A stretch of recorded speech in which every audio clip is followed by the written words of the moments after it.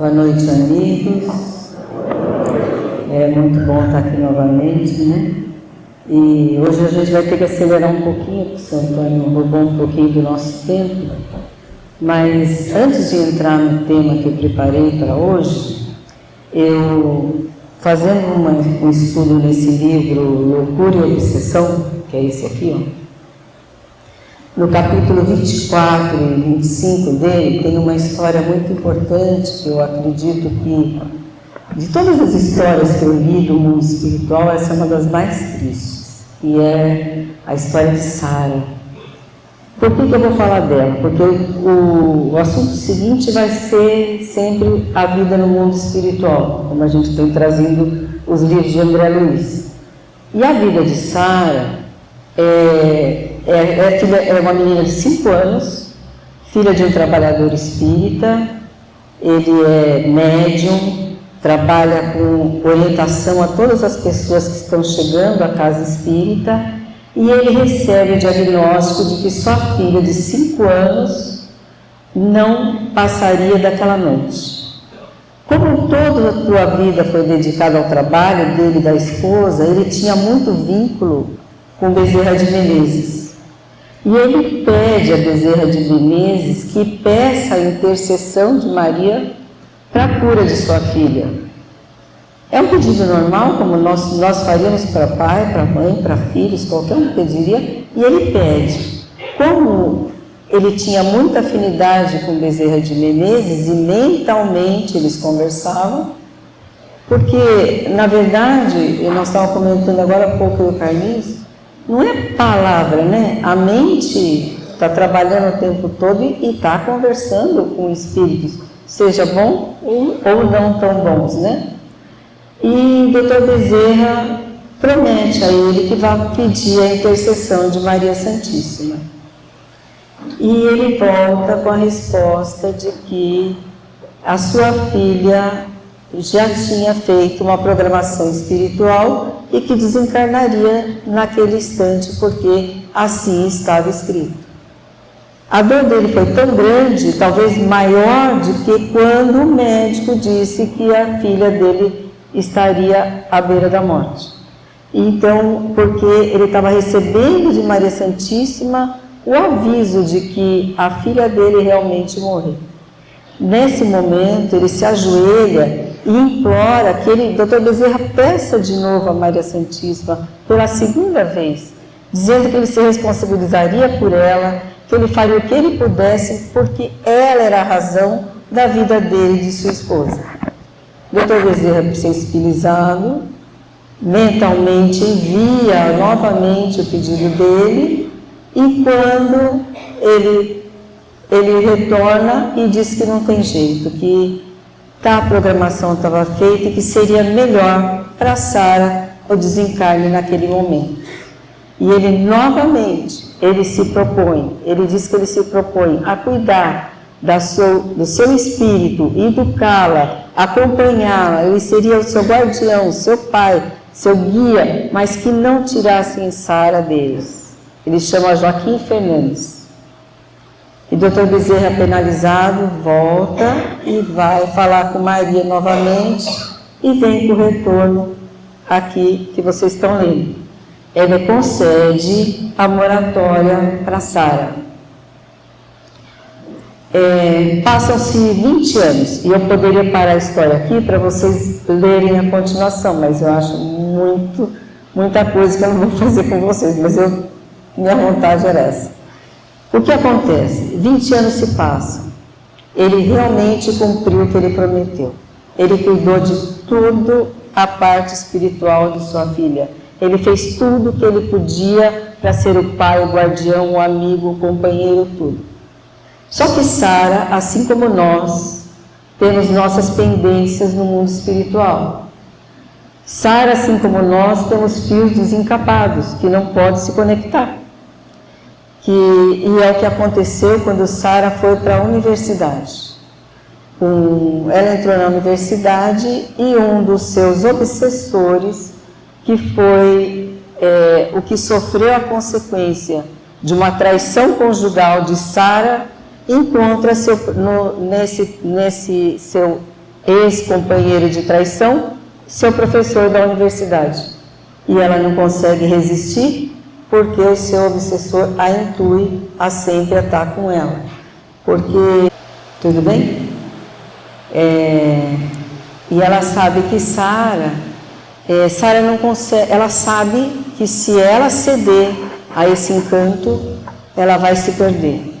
E movida por toda a educação que seu pai lhe deu, ela sabe que ela não poderia fazer isso. Ela não poderia ter um relacionamento novamente não, porque ela não sabe do passado, com aquele professor que destruiria uma família. E Sara não aguenta e comete o autocídio. E 20 anos depois, Dr. Bezerra estaria novamente no necrotério para amparar o pai ao receber o corpo de Sara. E aí continua a história, depois é triste. Por que eu estou falando isso? Porque nós vamos falar do mundo espiritual e a gente pensa que o mundo espiritual está lá. Não, o mundo espiritual está aqui, está entre nós. E nós temos que ter essa vigilância todos os dias.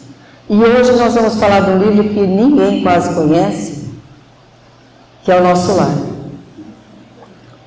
Eu falei, a última vez que acho que eu falei desse livro, já faz 4, 5 anos, né, Carlos? Mais ou menos.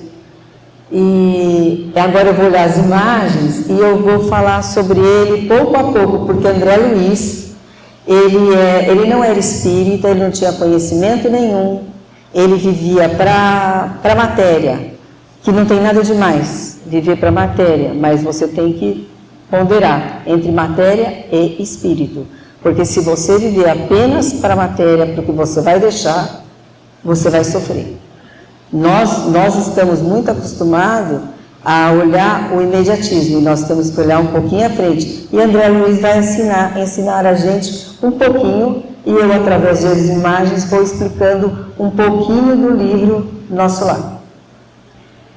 André Luiz, ele passa 8 anos no umbral, ele era médico, sanitarista, ele desencarnou e ele, quando chegou no mundo espiritual, ele não tinha conhecimento de nada do mundo espiritual, mas também não tinha méritos, porque é o que eu falei, o mérito se adquire através da caridade. E ele, o pouco da caridade que ele fez, que a gente vai ver que não é pouco, é bastante, não foi suficiente para livrá-los 8 anos do umbral. E ele sofre, ele diz que a barba cresce, a unha cresce, ele tem fome, ele tem sede, ele tem frio, ele foge dos espíritos que estão chamando ele nesse momento de suicida. Ele desencarna como se fosse um suicida. Por quê? Isso nós vamos explicar um pouquinho mais para frente. André Luiz, depois de cansar muito e já perdeu a noção do tempo do que ele estava no mundo espiritual, ele faz uma prece. Uma prece diferente do que Joaquim Fernandes fez, quando ele pediu a intercessão da mãe da Maria Santíssima para deixar a filha na terra. Ele pede ajuda, ele se humilha, ele chora, ele fala com o coração, e nesse momento aparece Clarencio, que é um ministro de Nosso Lar, e para recolhê-lo até o Nosso Lar. Eles levam ele numa badiola e para entrar no Nosso Lar existe um muro. Primeiro, Nosso Lar, para quem não sabe, é uma cidade espiritual que está sobre o espaço aéreo do Rio de Janeiro. Está lá por quê? Porque foi a primeira capital da República. Então eles fizeram nesse espaço a primeira cidade espiritual também do Brasil. E Clarencio, ele põe a mão na porta, lá não sei como é que funciona, e abre para ele, e eles entram na cidade de Nosso Lar, que é uma cidade murada, porque ela se localiza no umbral. É assim, olha, você quer saber se você vai passar pelo umbral? Não tem problema passar, todos nós vamos passar. O problema é ficar. É o que a gente faz hoje que vai dizer aonde nós vamos estar. O que a gente pensa é aqueles que a gente vai se vincular. E eles entram na cidade, André Luiz é levado para um hospital, E nessa cena a gente vê André Luiz com o médico Henrique de Luna, que é o médico que vai atendê-lo, Clarencio, que é o ministro, e o enfermeiro Lísias, que vai acompanhar André Luiz por muito tempo. E o médico está dizendo a ele que pena que ele chegou no mundo espiritual através do suicídio. E ele lembra que lá no umbral, eles chamavam ele de suicida. E ele fala, mas eu não me suicidei, eu não queria morrer, eu não queria vir para cá, eu não sei o que estão dizendo. E aí o médico explica que ele não cuidou dos corpos, ele, através das más condutas dele sexuais, ele adquiriu sífilis, e através da sífilis ele teve o câncer, isso é um suicídio. Ele bebia muito, ele não se preocupava com o bem-estar físico das pessoas, e sim dele e da família dele. E que todo esse ato de egoísmo vai somatizando no corpo e caracteriza quando a gente vai embora como suicida inconsciente, tá?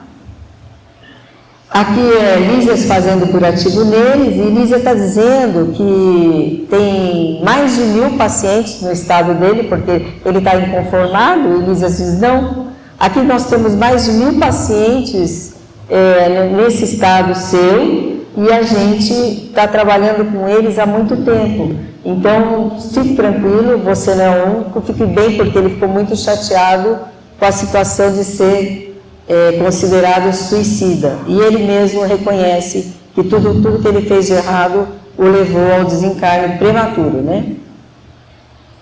Aqui Lísias está limpando as feridas dele, né? Que é um modo que a gente não sabe como é que é feito isso, e vai acalentando ele que ele não estava bem. Aqui é a vista mais ou menos lá do nosso lar, a janela está mostrando para ele os pássaros, que lá tem pássaros, lá tem árvores, e tem muito mais que a gente vai mostrar agora também.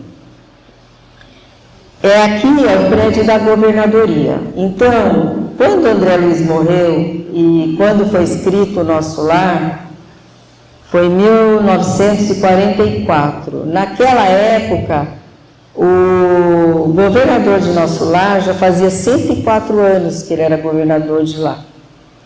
E essa imagem é da governadoria, onde ele trabalha com 12 ministérios, 6 ministérios, cada ministério tem 12 ministros, então ele trabalha com 72 ministros ao todo, e cada ministério são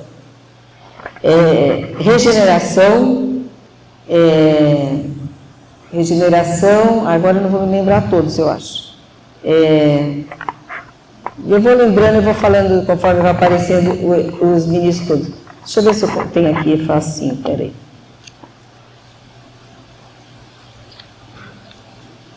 Alguém sabe me dizer? Tá? Não? Tá. É o Ministério do Esclarecimento, da Regeneração, do Auxílio, que é onde o ministro Clarencio vem, União Divina, não me lembro os outros dois, Comunicação e o outro não me lembro. Bom, todos eles têm, os mais ligados à Terra é a regeneração e o auxílio, que eles trabalham mais com a gente. Os outros trabalham mais no meio deles, e a União Divina é mais acima, trabalha mais com superiores. Em volta da governadoria existem casas, que vocês estão vendo aqui. Esse desenho foi feito por Egorina Pires. Ela é sobrinha de... Como é que é? Não estou vendo. Sobrinha de Eurípides Barçanufo. E ela fez esse desenho, e o Chico avalizou o desenho dela, por isso que está posto exatamente como ela foi. Ela foi em desdobramento no mundo espiritual e fez o desenho, tá? Aqui eles estão mostrando que lá tem bosque, tem parques, tem aves. Pode passar, Carmen. Esse é o Aerobus, que é o veículo para pessoas que não têm a volitação, ele levanta e anda, né? Então o André vai andar pela primeira vez, e aos fundos você vê o Bosque das Águas, porque lá no nosso lar existe um rio, o rio que irriga nosso lar chama Rio Azul. Então, se a gente pensar bem, tudo que a gente tem aqui tem lá, só que melhorado, tá? Pode passar. André Luiz, depois que ele se sente melhor, que ele sara, ele acha que ele tem que trabalhar, porque ele é médico. E ele vai falar com esse ministro do esclarecimento que ele queria um trabalho, mas ele foi pensando em ir trabalhar como médico, porque aqui na Terra ele foi médico. Quando ele chega, eles são atendidos 2 a 2. E ele escuta a história dessa senhora, que o ministro pergunta, ela quer vir na Terra ajudar os filhos que estão passando dificuldade. E ele pergunta quantos bônus ela tem para vir para a Terra. Por quê? Nós vamos aprender daqui a pouco o que é o bônus horas, que é a moeda no mundo espiritual. E ela diz que tem, era 100 e pouco, 200, não sei, era pouco. E ele diz, mas todos esses anos que você está aqui, você só conseguiu isso? E ela começa a reclamar de todos os trabalhos. Tinha muita gente, outras pessoas eram muito sujas, outra era isso, outra era aquilo. E ele fala que, infelizmente, ela não tem bônus nem de outras pessoas endossando para que ela viesse aqui na Terra. E que se ela viesse, ela ia atrapalhar os filhos dela. Então, ela não recebe autorização. Nessa hora, André Luiz fala no livro que ele diz que a vontade dele é de sumir, não falar mais nada, não perguntar mais nada, porque ele não trabalhou, ele não tinha nada, e ele queria trabalhar para ir ver a família dele, que ele tinha deixado, saber como estava. E aí o ministro pergunta para ele e ele fala que ele queria trabalhar, e ele diz que, infelizmente, para trabalhar de médico no mundo espiritual, precisava muito mais do que uma teoria ou uma prática. Precisaria ter muito mais coração. E que a maioria dos médicos aqui na Terra, eles perdem o diploma assim que desencarnam. Então, não adianta a gente chegar lá e querer o trabalho que a gente quer. Então, mas André Luiz aceita o trabalho das câmeras de retificação. E ele vai se apresentar a Narcisa e Tobias, que são trabalhadores das câmaras, e vai começar a trabalhar lá. Como ele não tinha família, quer dizer, a família dele era o seguinte, a mãe já tinha morrido bem antes e era um ser muito espiritualizado, estava num plano superior. Ele não tinha como chegar até ela poderia vir, ele não. O pai, como teve 2 amantes por muitos anos, quando ele desencarnou, elas grudaram nele e seguraram ela lá para baixo, né? Nem no umbral, mais para baixo. E as 2 irmãs estavam aqui na Terra, em volta de nós terrestres aqui. Então não tinha ninguém.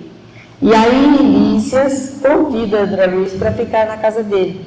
E a mãe dele o recebe e diz que a partir desse dia, como ele não tem mãe lá no mundo espiritual, ela vai ser a mãe dele lá e vai orientar, e ele aceita e fica lá na casa dela.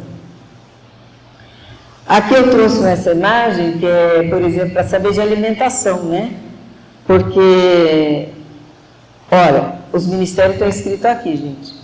Os mais próximos da Terra, que eu falei, regeneração e auxílio, lá se comem verduras, cereais, frutas e sucos.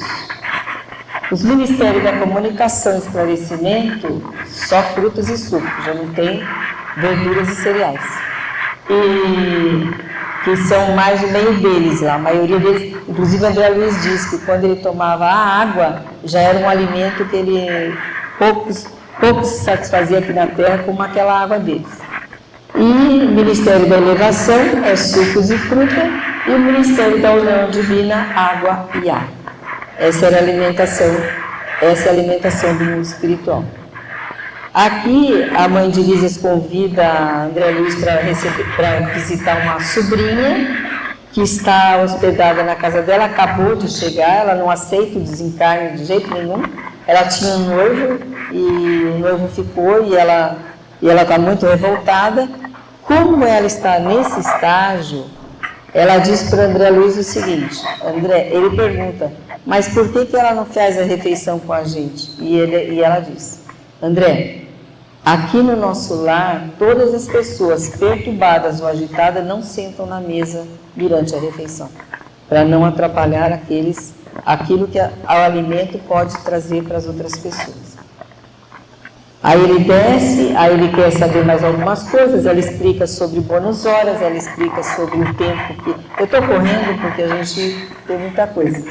Ela explica para ele como é que funciona tudo no nosso lar, como é que se ganha a moeda.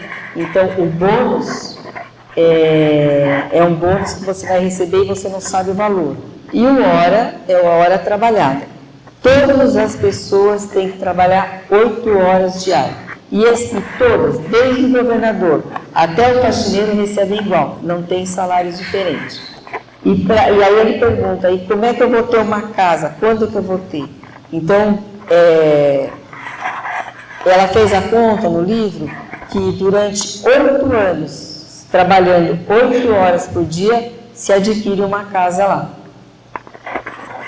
Aqui, André Luiz foi trabalhar nas câmaras de retificação e está recebendo pessoas bem complicadas, porque os samaritanos vão nas regiões subcostrais buscar pessoas necessitadas, pessoas que estejam preparadas para receber o auxílio e trazem. E ele passa praticamente um dia, uma noite trabalhando, porque tem poucos trabalhadores, porque esse é um período de guerra.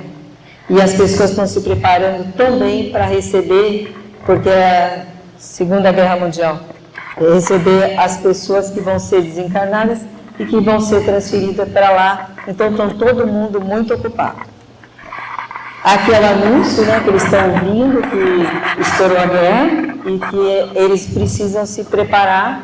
E o governador pede que pelo menos 300 servidores para cercarem o muro do nosso lar, para evitar a contaminação mental das pessoas que estão chegando da guerra. Quando eles estão nesse lugar, aparece uma pessoa, é uma mulher, ela foi médica aqui na Terra, e ela chega e ela está pedindo ajuda. E André Luiz fica com pena e vai chamar a Narcisa. Aí a Narcisa vem, aí chama o outro responsável, e esse responsável está apontando que essa mulher não pode receber ajuda porque todas essas marcas que ela tem no corpo foram crianças que ela abortou de outras pessoas. Ela fez o aborto de outras pessoas. E ela marcou, isso ficou marcado no perispírito dela. Então ela não vai ser aceita, ela vai voltar para onde ela veio, e um dia talvez ela possa voltar na Terra para refazer todos esses erros dela. Aqui eles estão mostrando que esses ali são encarnados, que estão vindo para ajudar também. Vocês podem ver que eles têm um fiozinho, esse que eu sempre falo, o fiozinho de prata, né? Que está ligado ao corpo, o corpo está lá e eles estão ali. E eles estão vindo também para ajudar em desdobramento do sono. Aqui eles estão chegando com as pessoas que estão vindo da guerra para poder auxiliá-los, né? Quem assistiu o filme aparece, ele vindo, todos eles, mas eles são transportados dessa maneira. Tem animais lá, tem carriola, tem tudo. Então, a gente não vai estranhar muito quando for para lá, não. Aí, André Luiz, quando está nessas câmeras de retificação, ele vê um homem e ele leva um susto quando ele vê. E o homem abre os braços, ele chama Silveira. E ele abre os braços, André, como é que você está? Você tem visto o velho? O velho é o pai do André Luiz. André Luiz fica tão assustado que não fala com ele desconversa e o André vai falar com a Narcisa. Por quê? Silveira era um credor do pai dele. E o pai dele e a esposa dele foi pedir para que eles não cobrassem a dívida naquele momento, porque eles não teriam como pagar. E o pai dele disse que não, que ia ter que pagar e não aceitou. A mãe ficou brava com a mãe do André Luiz, que pediu também, intercedeu pelo Silveira, e aí ele falou que não, que ia cobrar, e o André Luiz instigou, é isso mesmo, pai, tem que fazer isso mesmo, quem deve tem que pagar, aquelas coisas que a gente fala sempre. Então, ele fez isso. Só que quando chega no mundo espiritual, ele deu de cara com ele. E ele foi embora. Ele não conseguia falar nada e foi falar com Narcisa. E a Narcisa falou, e o que você fez? Você falou com o Silveira, você se desculpou com ele? Não, eu não consegui falar nada, eu fui embora. Ele falou, pois a oportunidade te apareceu. Todas as vezes que você prejudicou alguém e a pessoa te aparecer na frente, você tem que se desculpar. É a maneira que você faz de mostrar que você está melhor e que você é outra pessoa. E aí ele volta, ele se desculpa, e Silveira diz que não, e ele é tão bom que ele diz assim, não, o que vocês fizeram nos deu oportunidade de melhorar como pessoas. E aí ele volta de novo para a câmara de edificação. Nesse dia ele trabalha tanto que quando ele cansa demais, ele dorme, ele sabe que está dormindo, ele sabe que está numa cama e sabe que está sonhando. E ele está sendo levado no Rio Azul para algum lugar que ele não sabe. E de repente ele encontra com a mãe. Ele foi no mundo espiritual acima de onde ele estava e encontrar com a mãe. E a mãe tem um assunto muito bonito, que ela fala que ela está pensando em reencarnar, que ela vai casar novamente com o pai dele e vai receber as duas amantes dele como filha. E ele fala, mas você tem coragem de fazer isso? Falou, não, André, elas são nossas irmãs. Enquanto você não aprender a olhar as pessoas como seus irmãos, suas irmãs, você não vai galgar um degrau a mais, nem aqui, nem em lugar nenhum. E ele aceita ficar triste pela mãe, mas ele entende o que tem que ser feito. Aqui é uma situação que é assim. Tobias convida André para ir jantar na casa dele e quer contar alguma coisa para André. E apresenta a Hilda e Luciana, Hilda como sua esposa, Luciana como sua irmã. E conversa vai, ele vê que ele pode confiar em André. E o que ele fala para André? André, na verdade, Hilda e Luciana são minhas duas esposas. Aí André fica assustado, né? Como é que pode, no mundo espiritual, ter duas esposas? E ele explica. Eu casei com Hilda, e Hilda desencarnou, eu tinha as crianças pequenas. Eu sofri muito. E nesse inteirinho, apareceu Luciana. Nós não tínhamos o mesmo amor que tinha com a Hilda, mas Luciana era uma boa mãe para os meus filhos. Isso era comum antigamente, né? Alguém casar para cuidar dos filhos, né? Isso aconteceu com o Chico, um monte de gente. Então a gente sabe que na época deles mais ainda. E hoje ele falou, mas como assim? As duas estão na mesma casa? Sim, agora, aí quem fala é a Luciana. A Luciana diz, não, eles me receberam como irmã e agora eu vou reencarnar e o meu futuro marido, que vai ser na Terra, já está reencarnado e nós vamos nos encontrar lá. Então, o laço vai ser desfeito. Mas nesse primeiro momento, é assim. Só que André fica bem assustado, né? E ele vai conversar com a dona Laura, a mãe do Lísias, que está como mãe dele. E ele pergunta, mas como é assim? Duas mulheres na mesma casa? Como é que pode? Ele falou, olha, no mundo espiritual não existe a maldade que existe na Terra. Eles se veem realmente como irmãos. Não o Tobias e a Hilda, que são almas gêmeas. Mas a Luciana, sim. E eles estão evoluindo juntos. E isso é muito natural. André, comece a olhar as pessoas todas como seus irmãos. E comece a entender que se essas situações estivessem na Terra, a Terra já estaria num degrau evoluído. E aí ele volta, né, para aquela câmara de edificação, e quando ele está passando por um setor, ele sente que alguma coisa está chamando ele para entrar lá dentro. E ele vai falar com a Narcisa novamente. Narcisa, eu não sei o que está acontecendo, mas eu passo lá e eu tenho vontade de entrar, o que será que está acontecendo? Ela falou, olha André, é alguma coisa te chamando, eu vou pedir autorização para você entrar na ala feminina, que não poderia, era só enfermeiras. E ele entra, recebe autorização, ele entra e ele vai direto numa cama. E ele vê essa moça, ela chama Elisa, e ele a reconhece. Elisa foi trabalhar na casa de André. Ela era uma moça muito humilde, e ele um menino, filho de pai rico, e ele levou Elisa ao sexo.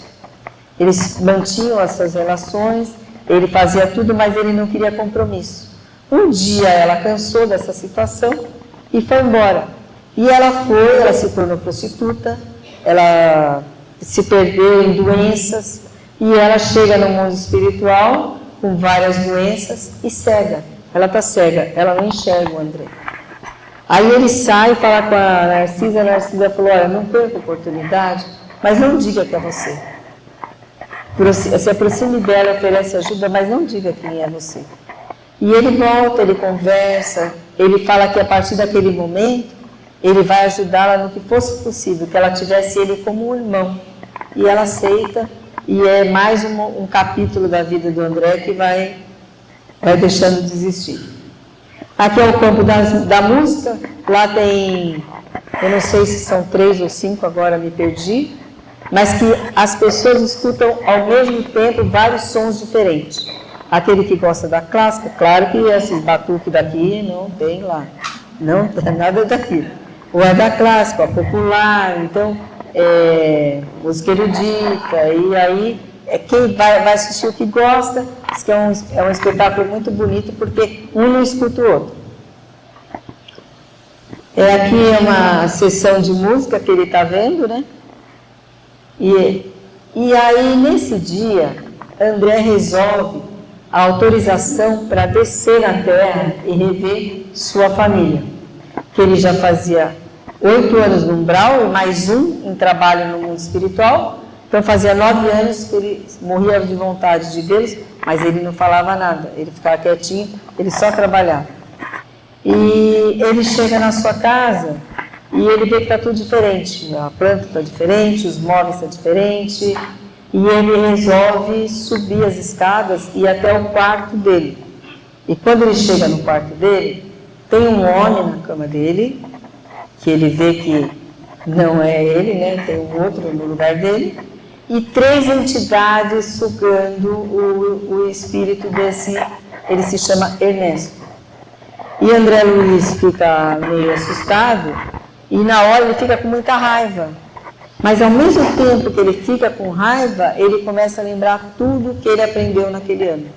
De como tratar as pessoas, o que são um para o outro, por que ele está com raiva, sendo que a mulher dele teria todo o direito, e aí ele começa a pensar já como um ser, já não totalmente fora da Terra, um ser espiritual.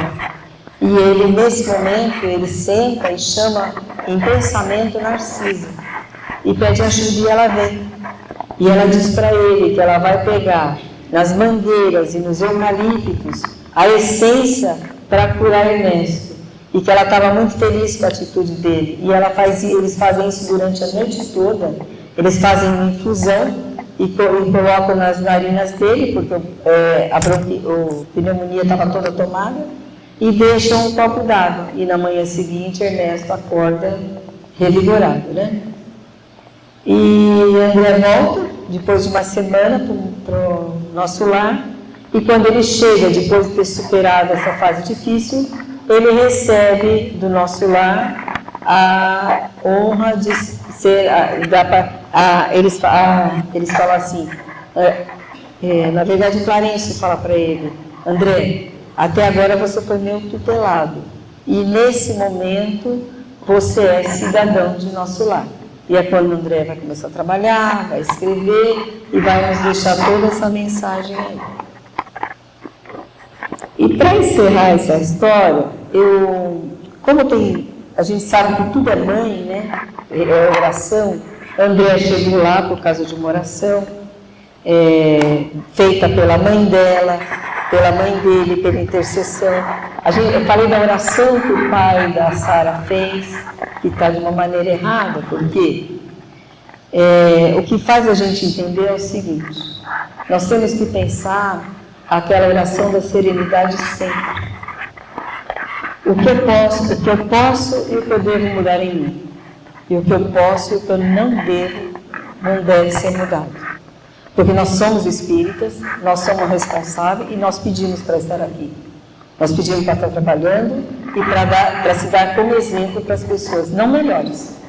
Não melhores, não perfeitas, mas o melhor que a gente puder fazer. E eu encontrei nesse livro Momentos de Ouro, uma história muito bonita, que uma mãe vai ajudar uma pessoa, e quando eu começar a ler, vocês vão entender bem direitinho quem é.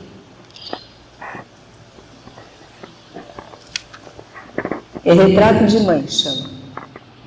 Depois de muito tempo, sobre os quadros sombrios do Calvário, Judas cego no além, errava solitário. Era triste a paisagem, o céu era nevoento. Cansado de remorso e sofrimento, sentara-se a chorar. Imagina assim.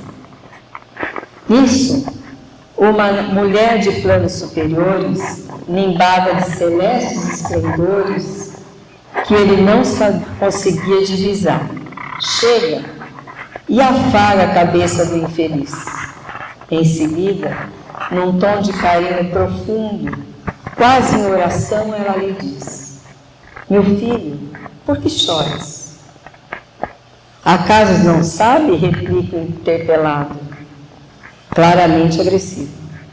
Sou morto e estou vivo, matei-me e novamente estou de pé, sem consolo, sem lar, sem amor e sem fé. Não ouviste falar de Judas, o traidor? Sou eu que aniquilei a vida do meu Senhor. A princípio, julguei poder fazê-lo rei, mas apenas me impus sacrifício, martírio, sangue e cruz.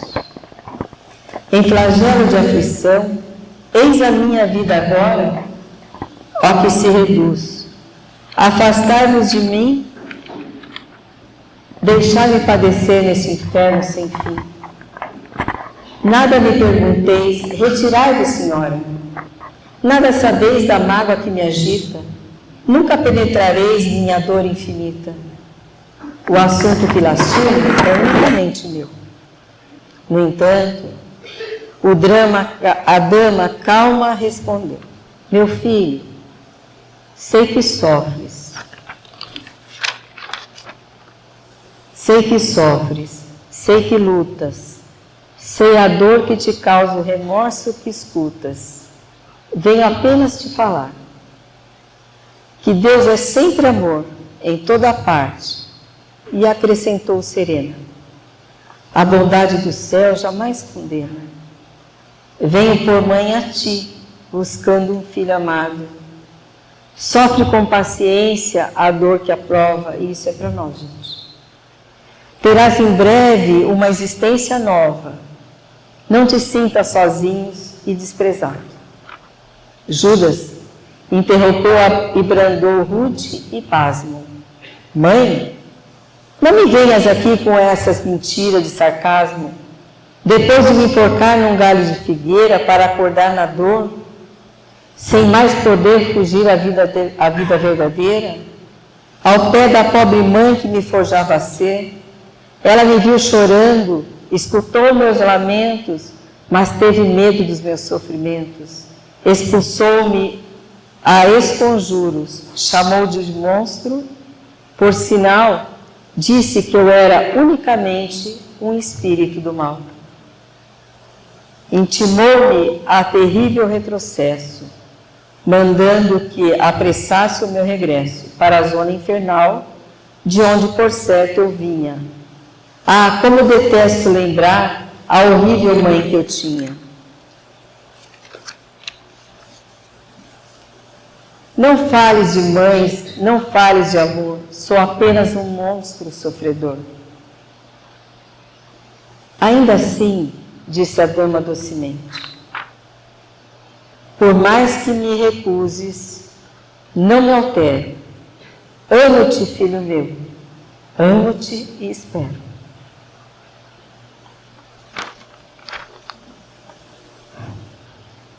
Ver-te de novo a vida maravilhosamente revestida de paz e luz, de fé e elevação.